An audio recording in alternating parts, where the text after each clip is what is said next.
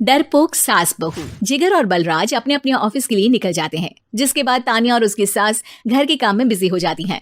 तभी रसोई में से तान्या के चिल्लाने की आवाज आती है। ओए माँ, बचाओ रे! उश, उश, उश, भागो यहाँ से!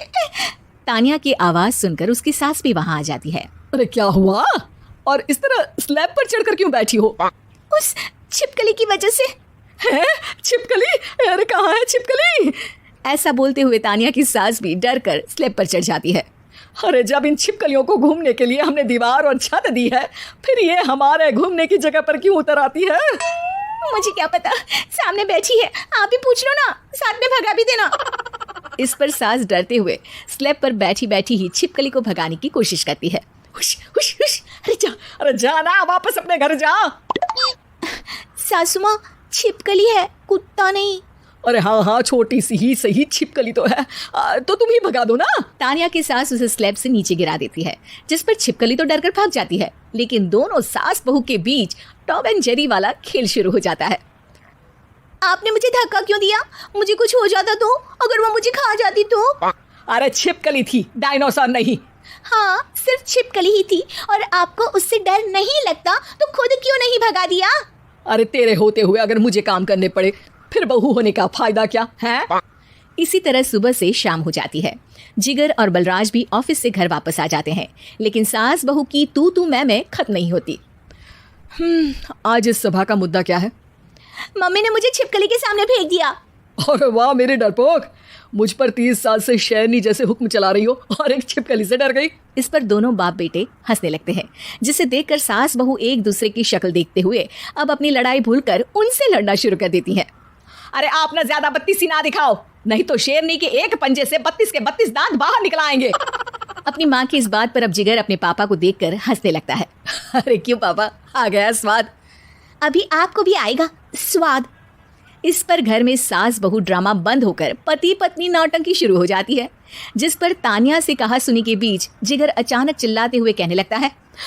कॉकरोच, इतना बड़ा कॉकरोच! हे भगवान, अब हमें इससे कौन बचाएगा?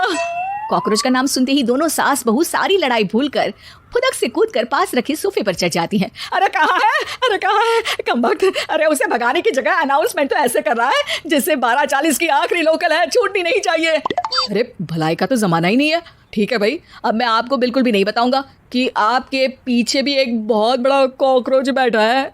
जिगर की बात पर एक बार फिर दोनों डर से उछल जाती हैं, जिसके बाद जिगर और बलराज इसी तरह कभी कॉकरोच तो कभी छिपकली का नाम लेकर उन्हें परेशान करते रहते हैं। अगली सुबह ये दोनों हमारे डर का ऐसे मजाक बना रहे थे जैसे खुद कभी किसी चीज से ना डरते हो। ये जिगर ना बचपन में तो चींटी से भी डर जाता था। पर मम्मी, उन्हें डराने के लिए मैं चींटी तो नहीं पकड़ सकती। अरे पागल औरत, इतना बड़ा होकर क्या वो चींटी से डरेगा? मतलब हमें बदला लेने के लिए कुछ अलग सोचना पड़ेगा। अरे वाह, क्या ब्रांड न्यू न्यूज़ दी है। सोचो अब। दोनों बहुत देर तक जिगर और बलराज को डराने के लिए अलग अलग तरीके सोचती हैं, पर किसी भी अंजाम तक नहीं पहुंच पाती, जिस पर तान्या की सास उससे कहती है। हम उन्हें नहीं डरा सकते, पर अपना डर तो खत्म कर ही सकते हैं ना। अगर हमारा डर खत्म हो जाएगा तो फिर वो अपने मजे के लिए किसे डराएंगे और इसी तरह उनका पचका हो जाएगा। हाँ, नाइस आइडिया, पर मुझे इससे डर क्यों लग रहा है? सास की बातों से डरते हुए भी वो दोनों अपने डर को खत्म करने के मिशन पर लग जाती है, जिसमें पहला कॉकरोच सामने आते ही वो डर कर भाग जाती है। हमसे ना हो पाई मम्मी, इससे आप ही निपटो ना। अरे क्या आप निपटो, साथ चल, नहीं तो तेरे ऊपर ना छिपकली गिरा दूंगी। हाँ बस, हाँ पहले छिपकली पकड़ कर तो दिखाओ। अरे यार चल ना।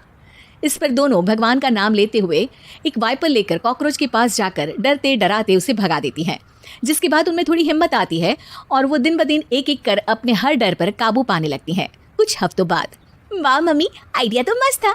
अब कॉकरोच हो या उसका बाप, मैं किसी से नहीं डरती। अरे शाबाश, और मैं छिपकली हो या उसका पूरा गैंग, सबके छक्के छुड़ा दूंगी।